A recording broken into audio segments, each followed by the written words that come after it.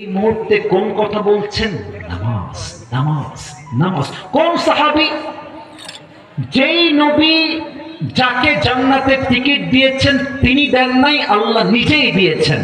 আল্লাহ তাআলা নবীর মাধ্যমে ওমর ফারুককে দুনিয়াতেই সুসংবাদ দিয়েছেন, ওমর তুমি মরার সঙ্গে সঙ্গেই তোমার জান্নাতের টিকিট কনফার্ম আল্লাহ করে দিয়েছে। সুবহানাল্লাহ। এই মানুষটা জান্নাতের টিকিট নবীর হাত থেকে পেয়েও নামাজ পড়ে নাই। আর তুমি কোন কনফার্ম জান্নাতি যে নামাজের আজান হয় আসরের আর যুবকরা মোড়ে মোড়ে দাঁড়িয়ে পাবজি এবং ফ্রি ফায়ার খেলে বেড়ায়। আজান হচ্ছে মসজিদে, মুরব্বী এলাকার চায়ের দোকানে বসে বিড়ি টানে আর টিভিতে বাংলা সিনেমা দেখে বেড়ায়। আজান হচ্ছে মসজিদে, কিছু নির্লজ্জ বেহায়ামে বাহিরে এমন ভাবে বেপরোয়া হেঁটে বেড়ায় যা যুবকদের চোখ নয়, মুরব্বীর চোখ ইমান দুটোই নষ্ট হয়ে যায়। তুমি জান্নাতের টিকিট কই পেয়েছো? নামাজ তুমি কেন পড়তে চাও না? এই জন্য আজহারী সাহেবের নানা গোলাম সরওয়ার সাইদি হুজুর একটা কথা বারবার বলতেন, ঠিক হলে ঠিক বলবেন না, চুপ থাকতেন। উনি বারবার বলতেন, নামাজ নাই যা, ইমান নাই তা। বলেন বলেন। উনি আরেকটা কথা বলতেন, নামাজ নাই যার, মুসলিম হিসেবে পরিচয় দেওয়ার কোন যোগ্যতাই তো তার নাই আল্লাহর জামিনে। ঠিক কি না? নামাজ হচ্ছে মুসলমানদের জীবনের সবচেয়ে গুরুত্বপূর্ণ ইবাদত। ফাসাল্লি লিরাব্বিকা ওয়ানহার, perform the salah and sacrifice to your Lord alone. নামাজ পড়বেন আল্লাহর জন্য, কুরবানিও করবেন আল্লাহর জন্য। লাস্ট আয়াত I will translate of this ayah and then I will finish my speech. Inna shani'aka huwa al-abtar. O my prophet, indeed the one who hates you is truly cut off from any goodness.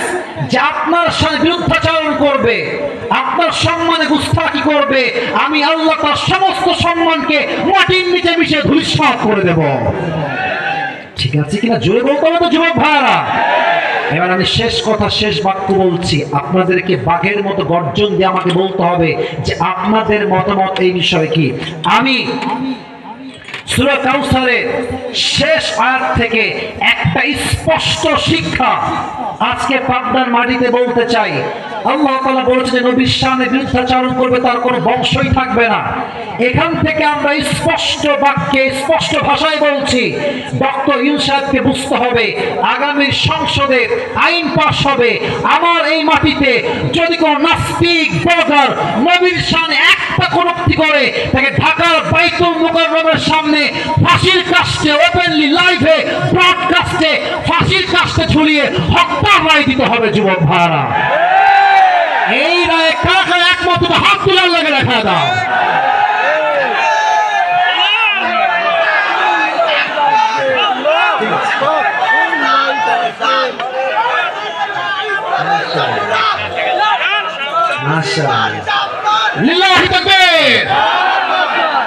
অতএব এই সাদা কই যায়?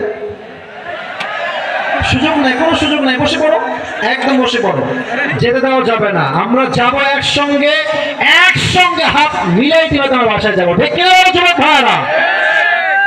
আচ্ছা, আজকের ওয়াজ যে আমরা শুনেছি, ওয়াজটি খুব খারাপ লাগছে নাকি আপনাদের?